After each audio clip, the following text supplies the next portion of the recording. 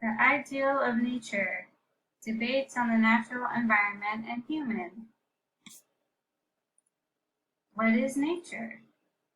According to the Merriam-Webster Dictionary, nature has several definitions. The external world in its entirety, natural scenery, disposition or temperament, inherent character or basic constitution, humankind's original condition, and finally, genetically controlled qualities of an organism. The ideal of nature discusses nature and natural in two ways: nature pertaining to the physical environment, and natural as in the natural, unaltered state of humans.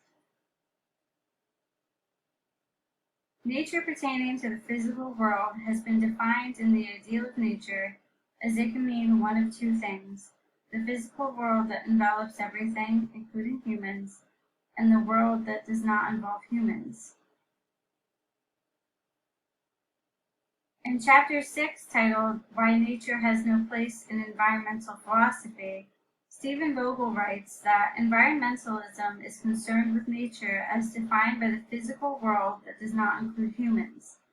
He brings up an argument by Bill McKibben that there is no nature anymore. It has literally been destroyed by human-caused global climate change. This pessimistic view makes it seem as if there is no point to conservation anymore, but further arguments can be made that nature should include humans. Human-inclusive nature allows for environmental management that more people can understand and agree upon. Another example of nature defined as other than human world. This kind of thinking is shown to cause conflicts when managing natural resources and ecosystems. In a study on the human-nature relationship of a Scottish community, they found that the perceived separation of humans and nature created more conflict about conservation policies. Brennan writes that more conversations are needed to educate communities on their relationship to nature to help them see how benefiting the ecosystem also benefits them.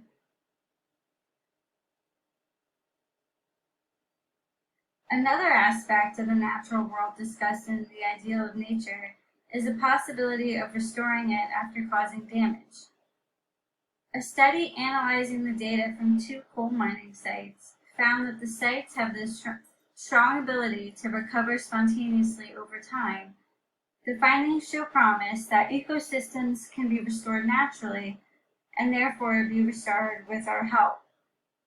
In arguing against Chapter 5 of the Ideal of Nature, titled Preserving the Distinction Between Nature and Artifact, argues that there is no true restoration of nature, since any human involvement creates a substitute that benefits us.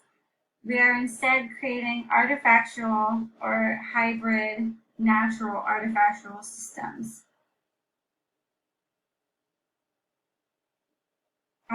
To move on to human nature. Human nature is generally understood to mean the fundamental dispositions and traits of humans. In Cabennick's The Ideal of Nature, human nature is defined many ways, with one being from a work by Francis Fukuyama. He writes that human nature is the sum of behaviors and characteristics typical of humans, and it arises from genetic factors. While nature and natural elude clear definitions, these definitions might not be necessary. Human nature may be broadly defined as our essence, what separates us from other species. It may also refer to our natural, unaltered state. It may even be just a social construct. Any of these definitions or understandings may be used to argue for or against biotechnologies, and these are discussed in several chapters in the book, The Ideal of Nature. Biotechnology and human enhancements can be seen as shifting human nature beyond what our genes make possible and will disrupt our understanding of human dignity and rights. Cabennick writes, though, that enhancement would only really pose a problem when it occurs often and dramatically enough to pull apart the statistical curves of normal human traits. Other arguments made call these enhancements playing God or tampering with nature. An article found in the journal Transgenic Research takes results from a large Australian study about people's views and concerns about biotechnological advances. They find that people with opposing views and arguments of playing God and tampering with nature. These objections have been observed empirically to be held by a vocal minority.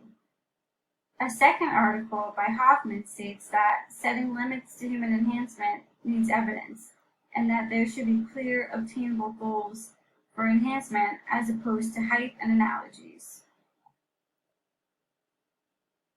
Several later chapters in the Ideal of Nature discuss human enhancements and what are considered acceptable, like whether using exercise technology or using steroids. They touch on the moral arguments for and against enhancements and how we can define when these enhancements go beyond therapy and become more than natural human. Research and products are typically privatized, so scrutiny may be bypassed for faster completion and profit. There are ethical concerns that these new technologies are being used on humans, animals, and food sources without proper research for the sake of profits. Delegates for a biotech summit state that there is a need for multidisciplinary discourse when it comes to future research and technology like this. Conclusion. The terms nature and natural will be argued and redefined indefinitely. Human nature, as discussed in the Ideal of Nature, is defined as the sum of behavior and characteristics typical of humans. Kavnik argues that one may not need a full understanding of human nature in order to morally oppose alterations.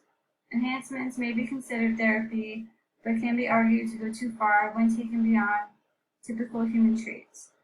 As for the environment, the views on nature vary just as much. Whether or not nature and the natural world involves humans, the policy involving the environment and protecting species and ecosystems should continue to be about maintaining the natural systems that have been there before us. There is a balance within ecosystems that humans disrupt when taking an area over. Nature can involve humans if humans work with it as opposed to just taking from it.